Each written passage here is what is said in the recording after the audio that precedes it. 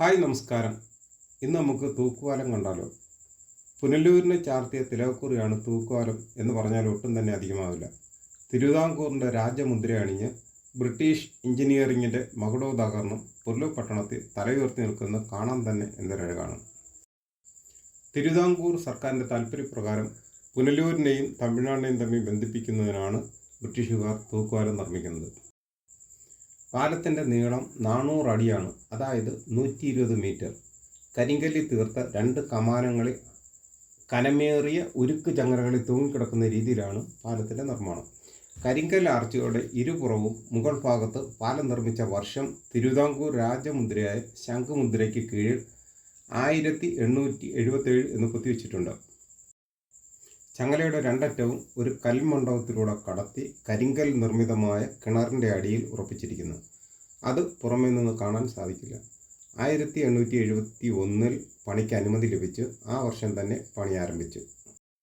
സ്കോട്ട്ലൻഡുകാരൻ Albert Henry എന്ന എഞ്ചിനീയറാണ് പാലം ഡിസൈൻ ചെയ്തത്. പാലത്തെ നിർമ്മിതിക്ക് ആവശ്യമായ ഉരുക്ക് സാമഗ്രികൾ അയർലൻഡിൽ നിന്നും കപ്പൽ മാർഗം കൊല്ലത്ത് പോർട്ടിൽ എത്തിച്ചു. അവിടെ നിന്നും ആനകൾ വലിക്കുന്ന പ്രത്യേകതരം വണ്ടിയിൽ പുനലൂരിൽ കൊണ്ടുവന്ന് പണി നടത്തി. അന്നത്തെ കാലത്ത് 3 ലക്ഷം രൂപയാണ് നിർമ്മാണ ചെലവ്. പാലത്തിൻ്റെ ഉദ്ഘാടനം തിരുവിതാംകൂർ മഹാരാജാവ് ആയില്യൻ തിരുനാൾ 1877 ഓഗസ്റ്റ് 1 നിർവഹിച്ചു. പാലത്തിൽ കയറാനോ പാലത്തിലൂടെ നടക്കാനോ നാട്ടുകാർ ഭയപ്പെട്ടു. നാട്ടുകാരുടെ ഭയമകറ്റാൻ സായിപ്പ് കണ്ടെത്തിയ വഴി പത്തനാപുരത്തുള്ള പ്രമുഖ വ്യാപാരി മുളക് രാജൻ എന്നയാളുടെ 7 ആനകളെ പാലത്തിലൂടെ നടത്തിച്ചു. ഹെൻറി സായിപ്പും കുടുംബവും ഒരു വള്ളത്തിൽ കയറി പാലത്തിൻ്റെ അടിയിൽ നിന്നു. ഈ സംഭവത്തിലൂടെ നാട്ടുകാരുടെ ഭയം മാറി അവർ ആർപ്പുവിളികളോടെ 2 ഭാഗത്തേക്കും ഓടി മറുകര വന്നു എന്ന് ചരിത്രം.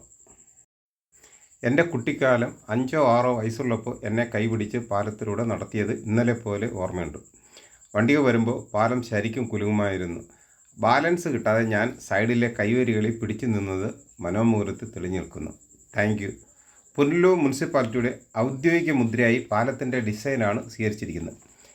ഈ ചാനൽ തുടങ്ങിയിട്ട് 2 മാസം കഴിഞ്ഞു.